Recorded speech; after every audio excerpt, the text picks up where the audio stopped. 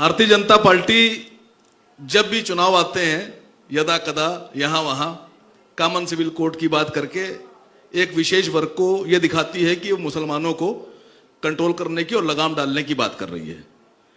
मैं इतने लोगों के सामने यह पूछना चाहता हूं कि जब कॉमन सिविल कोड की बात आप करेंगे तो सिर्फ मुसलमानों को उसमें शामिल नहीं किया जाएगा। उस कॉमन सिविल कोड में हिंदू भी होंगे, क्रिश्चियंस भी होंगे, सिख भी होंगे, बौद्ध भी होंगे, जैन भी होंगे, मुसलमान भी होंगे। सबकी राय से एक कानून बनाया जाएगा जिस पर सब सहमत होंगे, वो लागू किया जाएगा। आप अपने धर्म की आइडियोलॉजी किसी धर्म पे थोप नहीं सकते। मैं आपसे ये पूछ रहा हूं कि आपके धर्म में गाय को मां मानते हैं, बाकी धर्मों में जानवर मानते हैं, तो कॉमन सिविल कोड लागू होने के बाद आप बाकी धर्मों से और मुसलमानों से गाय को मां मनवाएंगे या आप जानवर मानेंगे? इस बात का जवाब दे दीजिए। देखिए, पहली बात, कॉमन सिविल कोड संविधान के नीति निर्देशक तत्वों में है। वो कोई हमारे विचार की उत्पत्ति नहीं है।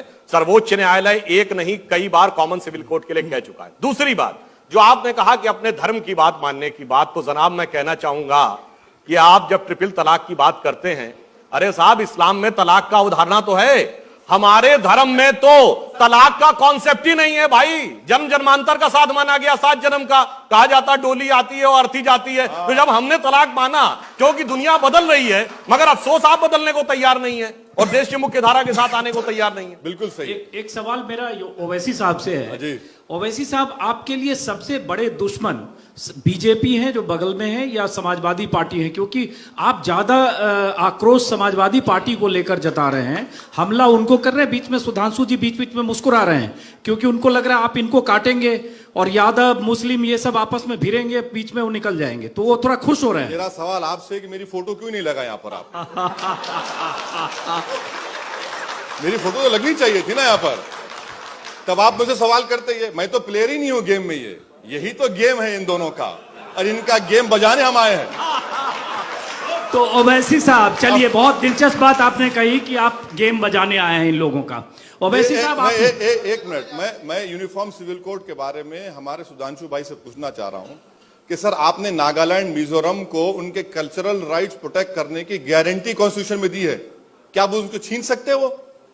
नहीं छीन सकते आप। यूनिफॉर्म सिविल कोड का कोई डेफिनेशन नहीं बना सकते आप, ना कॉमन सिविल कोड का बना सकते। अगर इस मुल्क में अगर डायरेक्टिव प्रिंसिपल अलग हैं, फंडामेंटल राइट्स अलग हैं, बीजेपी की नजर में फंडामेंटल राइट्स को बाजू करिए और ड्यूटीज को फंडामेंटल राइट बनाइए। ये ऐसा नहीं हो सकता, ये हमारे संविधान में नहीं है। अगर आप वाकई में संविधान की बात कर रहे हैं तो 1950 प्रेसिडेंशियल ऑर्डर अमेंड करिए और दलित मुस्लिम, दलित क्रिश्चियन इशू को सॉल्व करिए।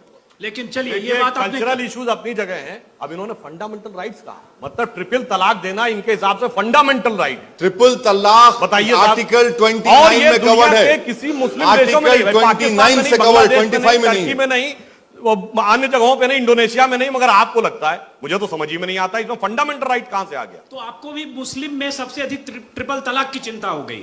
बाकी वहां योगी आदित्यनाथ, साक्षी महाराज, संगीत सोम, बलियान, सारे वहां पलायन की बात कर रहे हैं। एक मिनट सुन लीजिए। और ट्रिपल तलाक चूंकि आपको सूट करता है सुधांशु जी, इसलिए आप ट्रिपल तलाक की बात कर रहे हैं। तो आप बड़े सेलेक्टिव होते हैं मुसलमानों के हित में। मुझे बहुत कष्ट होता है जब तलाक